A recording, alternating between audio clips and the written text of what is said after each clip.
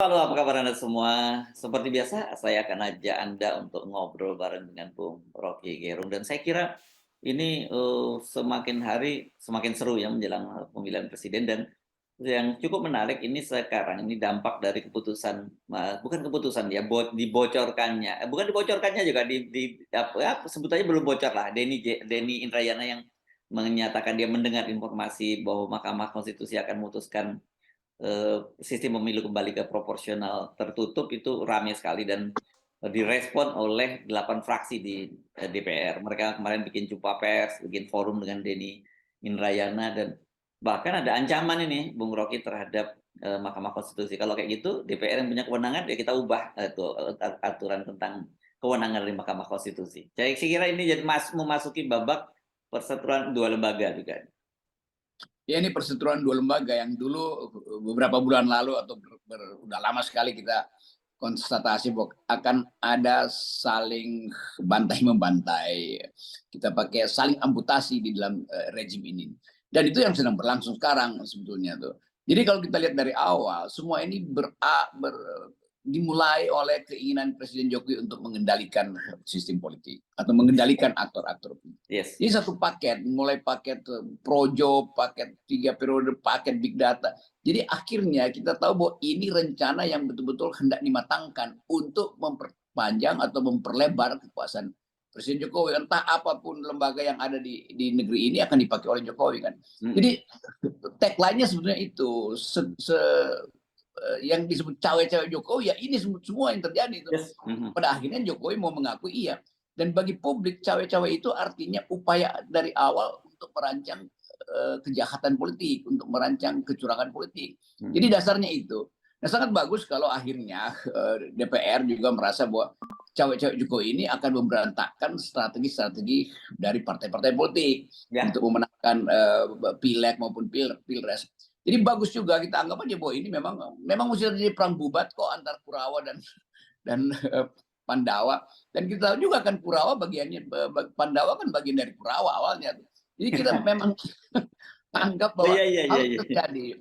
Kekacauan itu harus terjadi di Mayapada.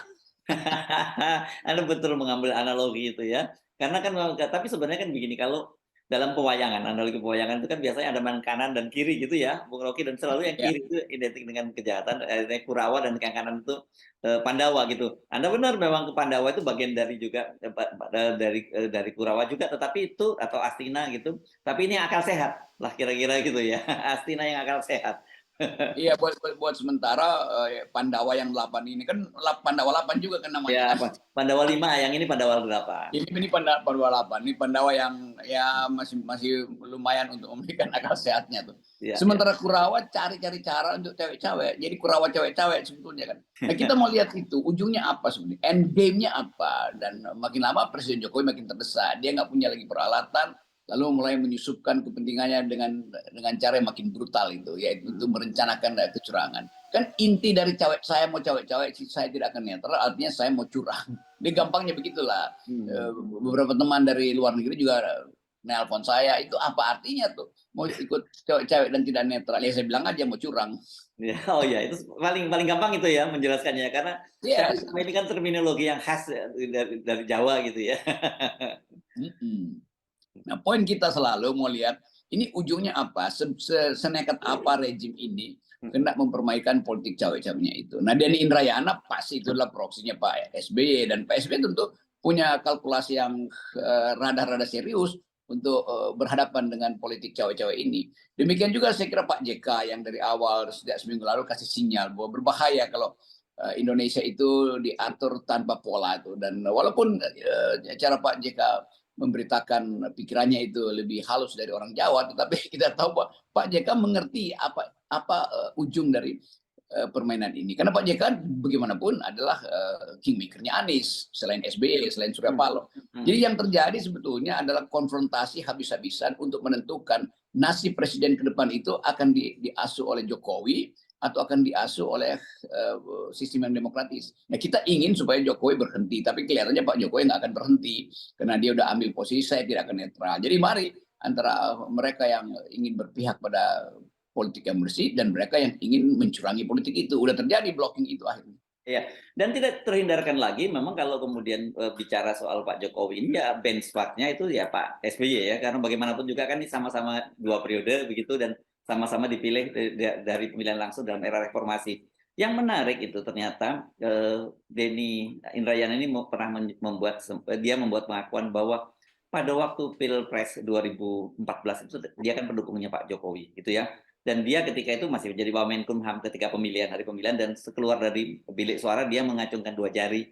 Waktu itu simbolnya, mendukung ya 2 jari kalau nggak salah ya. Pokoknya pendukungnya menyiratkan dia itu mendukung Pak Jokowi dan kemudian ternyata dia mendapat surat teguran itu dari Pak SBY diingatkan bahwa sebagai aparatur negara, sebagai wakil menteri Menkumham dia harus bersikap netral. Ini luar biasa ini saya kira ada juga ini mengungkapkan etika kekuasaan dari Pak SBY yang disebut oleh Yusuf Manadi sebagai seorang pengecut gitu.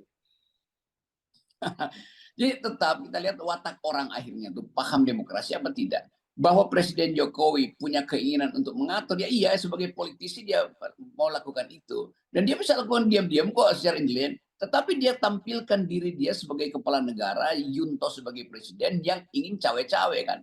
Kan kita mesti lihat kedudukan presiden pasti dia punya keinginan sebagai manusia politik, sebagai homo politikus itu, sebagai political animal. Tetapi yang ada di kita sekarang adalah presiden ingin mengerahkan seluruh kekuasaan negara, aparat-aparat pengendali opini publik di tangan dia. Jadi ini memang orang yang ya kurawannya langsung terbaca kan kurawannya kan. Jadi itu intinya tuh kira-kira.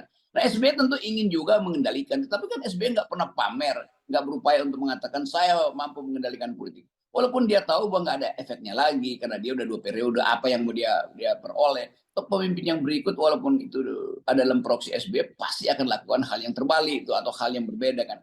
Kan waktu Jokowi menggantikan SBY kan ada ketegangan juga di situ. Seolah-olah Jokowi datang saya akan lakukan sesuatu yang berbeda dengan polisi Pak SBY karena ada pertentangan antara SBY dan Megawati pada waktu itu sudah mencalonkan Jokowi. Jadi problem kita sekarang adalah sebut aja kemuliaan seseorang untuk mengendalikan diri. Nah Jokowi nggak bisa mengendalikan diri, SBY mampu mengendalikan diri, bahkan sampai sekarang dia masih mengendalikan diri, walaupun nadanya ada ancaman bahwa dia akan turun gunung. Tuh. Jadi kelihatannya itu mental kita dibuat berisik justru semua orang mentalnya jadi berisik buat nunggu ini yang dimaksud Jokowi dengan cawe-cawe apa? Sebagai apa dia? Tentu sebagai presiden, sebagai kepala negara yang masih punya akses pada alat-alat alat-alat untuk curang itu kan.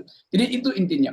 Nah itu yang saya mau katakan bahwa Jokowi di akhir masa jabatannya bukannya jadi negarawan, ngikutin SBY, ngikutin Habibie, ngikutin Gus Harto, justru menjadi begal tuh. Jadi Jokowi akan membegal demokrasi dengan istilah cawe-cawe itu. Ya, iya. Oke. Nah, ini kan meskipun ini kelihatannya tidak langsung berkaitan dengan kepentingan pemerintah karena dalam hal ini di situ ada kepentingan berbeda antara pendukung partai pemerintah ya pendukungnya Pak Jokowi itu rata-rata sekarang itu ya.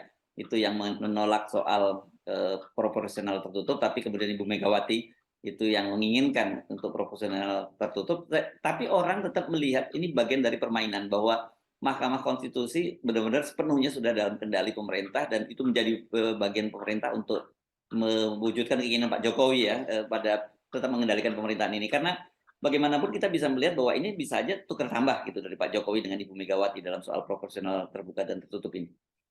Ya ini bukan sekedar tukar tambah politik, tapi ini penghinaan terhadap asas-asas demokratis. Ya, ya. Yang kita tahu bahwa ya itu yang harus melakukan kesepakatan di dalam soal sistem itu bukan ditentukan oleh Mahkamah Konstitusi, Ya. tapi oleh mereka yang terlibat di situ. Panitia itu namanya partai-partai itu.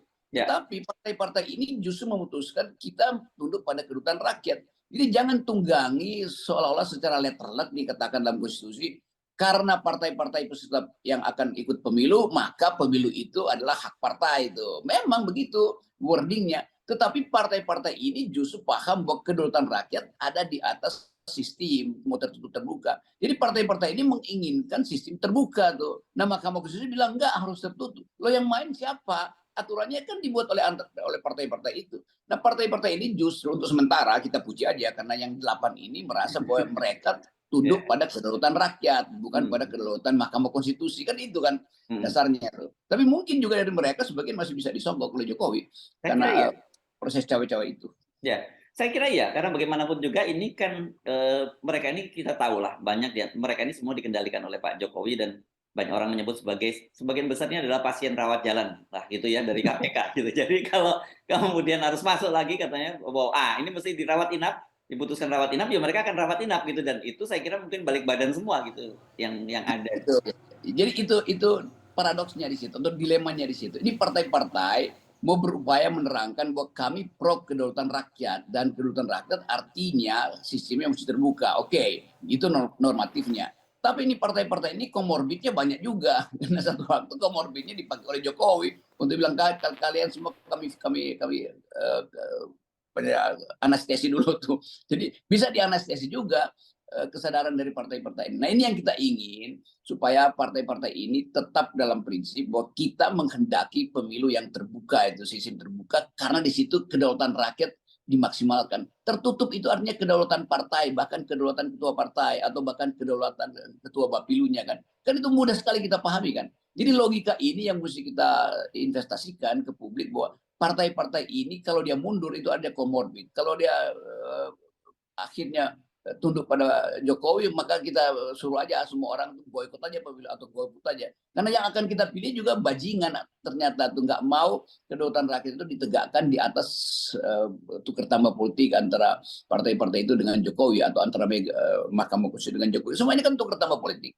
Jadi istilah cawe-cawe artinya kita tahu ini adalah dagang kotor di dalam politik, perdagangan kotor dalam politik, the black market of politics tuh, Ya, pasar gelap politik. yang kita sayangkan ini sahabat Anda, sahabat kita semua Pak Mahfud MD, karena kita kan sudah membentuk waktu itu amikus, Mahfud ya.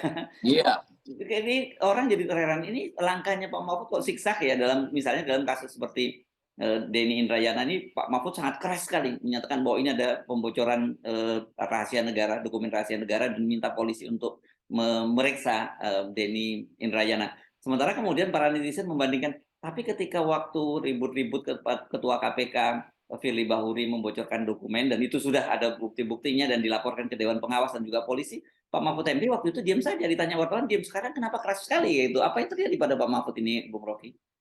ya Mahfud itu nggak jelas mau jadi Pandawa apa mau bagian dari Kurawa, bikin aja Mhm. batas etis itu kan supaya Ya, jelas tuh. Tapi kita ingin supaya Mahfud tuh, ya kalau kita bilang revisi, apa yang mau dia revisi itu? mhm, Akhirnya dia masuk juga dalam komplotan itu kan.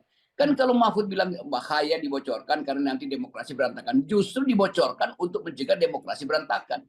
Kan dugaan kita selama ini bahwa akan terbuka itu, ternyata kasakusuknya tertutup. Mestinya Mahfud bilang, oh yang bocorin itu saya tuh karena saya ingin sistem terbuka. Mahfud mesti kasih juga preferensi dia tentang demokrasi. Kalau saya tanya misalnya, Pak Mahfud, Anda pro tertutup atau terbuka? Berarti Anda pro tertutup, berarti Anda tidak pro kedaulatan rakyat. Kan logikanya begitu kan? Kalau Anda Pak Mahfud pro sistem terbuka, Anda pro etika publik itu tidak diselewengkan lewat upaya upaya siasat memajukan soal ini ke dalam Mahkamah Konstitusi. Kan Mahfud bekas mantan ketua Mahkamah Konstitusi kan. Jadi ya, kita uji kalau Mahfud misalnya ketua Mahkamah Konstitusi, lalu datang proposal terbuka tertutup, lalu Mahfud dikendalikan oleh presiden untuk tertutup. Lalu Mahfud akan ngomong apa ke publik? Pasti dia bocorin bahwa presiden meminta tertutup, padahal saya ingin terbuka. Sebagai orang yang dididik di dalam wilayah demokrasi, wilayah masyarakat sipil, Mahfud mestinya pro yang terbuka, itu intinya. iya, Dia iya. bisa bilang, ya saya kan pejabat negara. Oh iya, Anda pejabat negara artinya bagian dari Kurawa. Iya, iya. Dan ini kalau tidak salah waktu diputuskan dulu menjadi proporsional terbuka ini di era kepemimpinan Pak Mahfud ya. Iya, Eh, ya. justru itu ujiannya sekarang pada saudara Mahfud. Ya teman tetap teman saya, teman berpikir saya. Tetapi dalam soal kepastian cara berpikir, kita mesti tuntun itu. Bukan Ya, tuntun, kita tuntut. ya. Lalu kita tuntun balik bahwa Anda berpikir, cara berpikir Anda itu palsu. Ternyata Anda berpikir di dalam kategori tukar tambah politik, bukan dalam kategori etika politik. Gampang aja, Mahfud pasti Ya. mengerti kalimat saya. Iya, iya. Dan perlu kita ingatkan pada Pak Mahfud ya, ketika Pak Mahfud waktu itu soal Sambo misalnya ya, dia membocorkan banyak dan itu membantu publik untuk kemudian menuntun kasus itu ditangani dengan baik. Kemudian termasuk soal adanya pencucian uang 349 triliun. Itu kan kita juga tahu bahwa kan Pak Mahfud juga dituding membocorkan rahasia negara dan kita paham apa yang dilakukan oleh Pak Mahfud, karena itu kita mensupport Pak Mahfud gitu. Karena, ya memang harus tidak boleh legal formal banget menghadapi situasi Indonesia seperti saat ini gitu. Kalau terlalu legal bahwa legal formal bahwa ini rahasia negara, ya nggak akan kebusukan itu nggak pernah akan terbongkar. Ya kan Mahfud punya cara, misalnya tegur aja Denny dengan cara yang saya kira, Denny kok kamu tahu juga sih cara berpikir saya tuh, kira-kira begitu kan. Jadi lebih enak tuh. Bukannya menuntut Denny untuk dipenjara itu gila tuh. Hak publik untuk tahu bahkan dari awal apa sih debat di Mahkamah Konstitusi. Ini kan menyangkut hak rakyat untuk tahu siapa calon pemimpinnya, leader apa dealer. Jadi mestinya bahkan Mahfud mesti bilang, di dalam soal penentuan masa depan politik Indonesia, yaitu pemimpinnya siapa, jangan beli kucing dalam karung, walaupun karungnya ada bolong, kita tahu jenis kucingnya. Tetapi Mahkamah Konstitusi sidangnya mesti terbuka tuh, debatnya mau kita tonton. Kenapa emang ada urusan apa tuh? Ini kan soal publik nggak boleh ada semacam rahasia negara. Lain kalau itu persidangan percabulan anak atau hal-hal yang bersifat dengan kemaksiatan seksual itu boleh dibilang itu tertutup karena ada etika yang lindungi. Ini nggak ada etika yang melindungi Mahkamah Konstitusi untuk menutup-nutupi hasil sidang. Kita nggak tahu misalnya argumen hakim ini apa sih? Kita mau tahu hakim itu ngerti demokrasi apa enggak?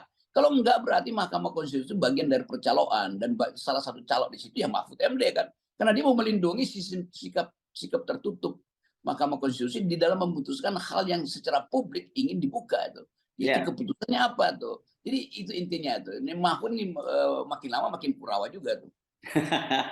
Dan kita tahu kan proses di Mahkamah Konstitusi itu melalui voting, begitu ya. Jadi kalau namanya Ya, voting itu ya akhirnya ke yang terbanyak yang akan menang, meskipun bisa saja argumentasinya secara hukum dan secara etika dan moral itu nggak benar gitu. iya kita kita tahu itu semua kan kita bisa bayangin loh Mahfud tahu kan bahwa ini problem etika publik. Jadi nggak boleh ada yang disembunyikan. Mahfud justru mencurigai kenapa hakim-hakim itu seolah-olah memutuskan sendiri dengan pikiran sendiri supaya nggak terlihat oleh publik. No, pers punya hak untuk bahkan mencari-cari alasan supaya membocorkan itu kan. Itu hak publik untuk mencari bocoran. Itu Mahfud mesti paham itu. Jangan halangi hak publik untuk mencari bocoran. Kalau Yes, kita nggak bisa mencari bocoran, kita akan masuk dalam Orwellian state. Semuanya dikendalikan oleh the big brother kan itu intinya. yes, oke. Dan saya kira posisi kita tetap salam 0% dan salam Pandawa ya. Nah, salam Pandawa dan salam buat Mahfud. Itu teman saya. Jadi tetap Oke. saya merasa nggak ada beban untuk bertengkar dengan Pak Mahfud. Karena sebagai sahabat berpikir. Oke. Oke, terima kasih Bung Rocky.